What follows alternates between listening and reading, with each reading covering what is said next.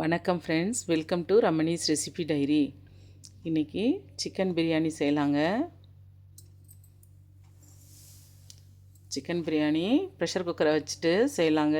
முதல்ல இந்த டிஷ்ஷை செய்கிறதுக்காக 3/4 கிலோ அளவுக்கு சிக்கனும் 1 கிலோ அளவுக்கு பச்சரிசியும் எடுத்திருக்கேன். சிக்கன் நல்லா மஞ்சள் பொடியும் உப்பையும் சேர்த்து வாஷ் பண்ணிவிட்டு தண்ணி இல்லாமல் ஒரு பாத்திரத்துக்கு மாற்றி எடுத்துக்கலாங்க. எடுத்துகிட்டு 1 ஸ்பூன் அளவுக்கு இஞ்சி பூண்டு பேஸ்ட்டை சேர்த்து விட்டுக்கலாம். இஞ்சியும் பூண்டும் ஈக்குவல் மெஷர்மெண்ட்டில் இருக்கட்டும்ங்க. சேர்த்துட்டு 1/2 ஸ்பூன் அளவுக்கு மஞ்சள் பொடி,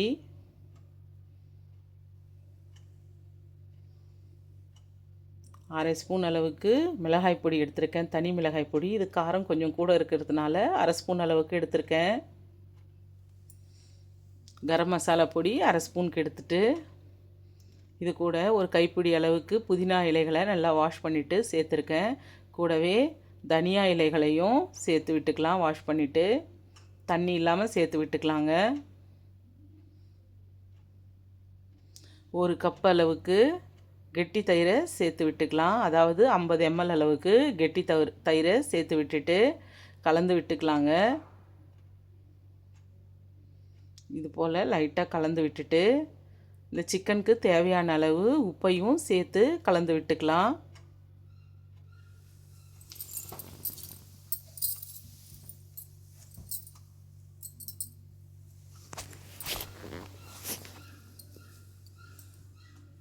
மசாலா சிக்கனில் நல்லா கலந்து வரணும். அந்தளவுக்கு நல்லா ஒரு சேர கலந்து விட்டுட்டு ஒரு 1/2 hour போல் நாம் மூடி வைக்கலாங்க.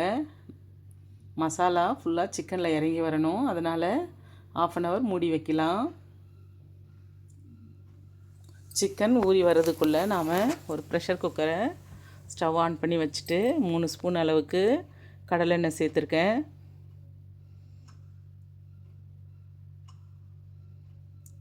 கடலெண்ணெய் சேர்த்துட்டு பெரிய வெங்காயம், நல்லா பெரிய சைஸாக இருக்கிறது 3 வெங்காயம் எடுத்து எண்ணெயில் சேர்த்துட்டு நல்லா வதக்கி விடலாங்க.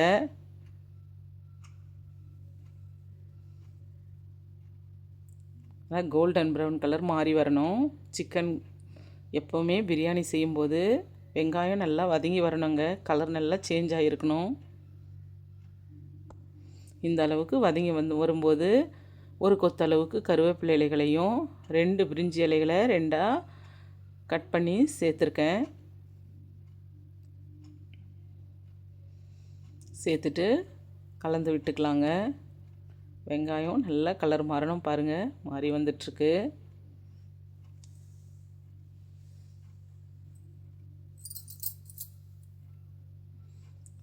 இப்போ நாம் 1 ஸ்பூன் அளவுக்கு இஞ்சி பூண்டு சேர்த்து விட்டுக்கலாம். சேர்த்துட்டு இதுலேயே 2 பிஞ்ச் அளவுக்கு உப்பை சேர்த்துக்கலாங்க. இஞ்சி பூண்டு பேஸ்ட் அடிப்பிடிக்காமல் இருக்கும் உப்பை சேர்த்து வதக்கி விடும்போது. அதனால் லைட்டாக உப்பை சேர்த்து வதக்கி விட்டுக்கலாம். இஞ்சி பூண்டு பேஸ்ட்டும் வெங்காயமும் நல்லா ஒரு சேர வதங்கி வரும்போது 5 பச்சை மிளகாயை சேர்த்து மறுபடியும் ஒரு நிமிஷம் போல் வதக்கிடலாங்க. வதக்கிட்டு பெரிய சைஸ் தக்காளி 3 நல்லா மிக்சியில் அரைச்சி எடுத்துருக்கேன். இந்த பேஸ்ட்டை அப்படியே சேர்த்து விட்டுடலாம். சேர்த்துட்டு நல்லா பச்சை வாசனை போகிற அளவுக்கு வதக்கி விட்டுக்கலாங்க.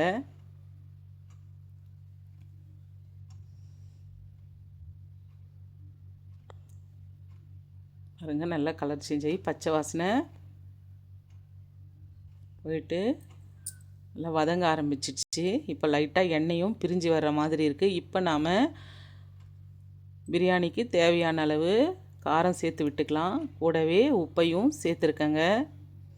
தனி மிளகாய் பொடி சேர்த்துருக்கேன். நம்ம கலருக்கு வேணும்னா காஷ்மீரி சில்லி பவுடரையும் கூட சேர்க்கலாம் தனி மிளகாய் பொடியோட. நான் இங்கே சேர்க்கலை. 1 ஸ்பூன் அளவுக்கு கரம் மசாலா பொடி சேர்த்து நல்லா கலந்து விட்டுக்கலாம்.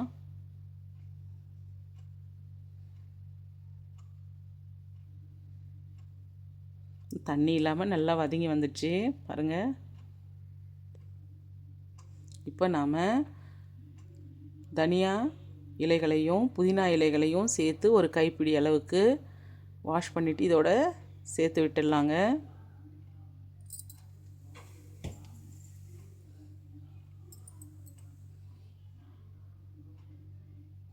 போல் நல்லா வதங்கி வரட்டும். இப்போ மறுபடியும் 1 கப் அளவுக்கு 50 ml கெட்டி தயிரை சேர்த்து விடலாம்.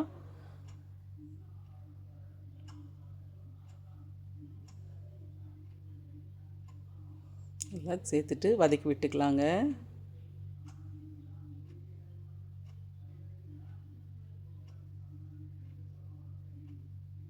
இது போல் நல்லா கலந்து விட்டுட்டு ஒரு 10-15 நிமிஷம் இந்த பிளேட்டில் மூடி வைக்கலாம். இப்போ நான் மசாலா அரைச்சி எடுத்துக்கிறேங்க. அதாவது மிளகு 1/4 ஸ்பூன், சீரகம் 1/4 ஸ்பூன், பட்டை ஒரு இன்ச் அளவுக்கு, கிராம்பு ஒரு 4 கிராம்பு, 3 ஏலக்காய் சேர்த்துருக்கேன். இது கூடவே ஜாப்பத்திரி சின்னதாக ஒரு பீஸையும் சேர்த்து அரைச்சி எடுத்துக்கலாம். இப்போ பாருங்கள் நல்லா கொதித்து வருது சுருண்டு.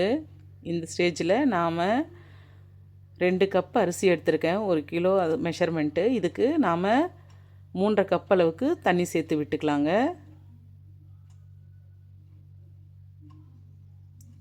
இது போல் தண்ணியை சேர்த்து விட்டுட்டு இந்த ஸ்டேஜில் நமக்கு உப்பு காரம் கரெக்டாக இருக்கான்னு பார்க்கணும்.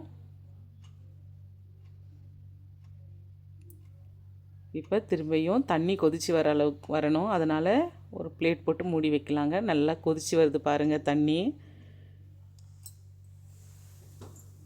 இந்த மாதிரி கொதித்து வரும்போது நாம்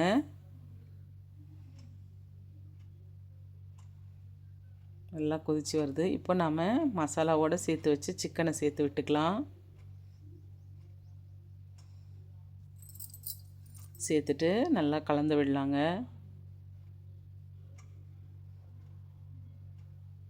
நல்லா கலந்து வரும்போதே பபுள்ஸ் மேலே கூட வரும். இப்போ நம்ம அரிசியும் சேர்த்து விட்டுடலாம். 1 கிலோ அரிசி நல்லா வாஷ் பண்ணிவிட்டு ஊற வச்சு இருந்தேன், அதை சேர்த்து விட்டுடலாம். சேர்த்துட்டு நல்லா ஒரு கலந்து விட்டுடலாங்க. இப்போ நான் ஒரு லெமனை கொட்டைகள் இல்லாமல் பிழிஞ்சி எடுத்திருக்கேன், அதையும் கூட சேர்த்துட்டு நான் அரைச்சி எடுத்த மசாலா பொடி இருக்கு இல்லைங்களா, அதையும் கூட சேர்த்து விட்டுடலாம்.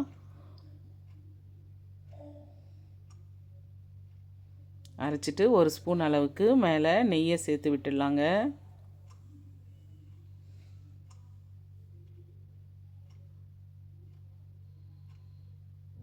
நெய் சேர்த்துட்டு நாம் குக்கர் மூடி வச்சிடலாம். ஒரு விசில் வந்தால் போதுங்க.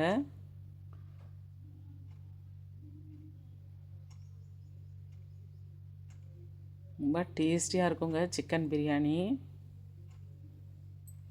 ஒரு விசில் வந்தாச்சு, நல்லா ஸ்டீமெல்லாம் விட்டாச்சு. இப்போ ஓப்பன் பண்ணி பார்க்கலாங்க. நல்ல வாசனையோட அருமையான சிக்கன் பிரியாணி ரெடி. ரொம்ப டேஸ்டியாகவும் இருக்குங்க. இது மேலே நாம் கருவேப்பிலை இலைகளை லைட்டாக பச்சை கருவேப்பிலை இலைகளை சேர்த்து விடலாம். சேர்த்துட்டு கலந்து விட்டுக்கலாங்க.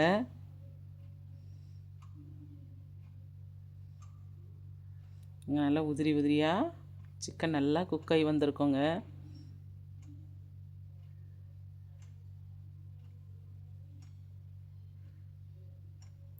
இந்த சேனலை இப்போ தான் முதல் முறையாக பார்க்குறதா இருந்தால் சப்ஸ்கிரைப் பண்ணுங்கள் ஃப்ரெண்ட்ஸ். இந்த டிஷ் உங்களுக்கு பிடிச்சிருந்தா உங்கள் ஃப்ரெண்ட்ஸுங்களுக்கு ஷேர் பண்ணுங்கள். ரொம்ப சூடாக இருக்குங்க. சிக்கன் எந்த அளவுக்கு வெந்திருக்குதுன்னு காமிக்கலாம் பாருங்கள். ரொம்ப சூடாக இருக்கிறதுனால கைகளால் எடுக்க முடியல பாருங்கள். ரொம்ப சாஃப்டாக ஸ்பூன்லேயே தள்ளி எடுத்துருக்கேன் பாருங்கள். ரொம்ப அருமையாக வெந்திருக்கு.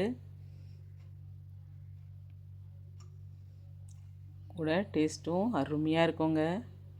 நீங்களும் வீட்டில் ட்ரை பண்ணி பாருங்கள் ஃப்ரெண்ட்ஸ். தேங்க்யூ.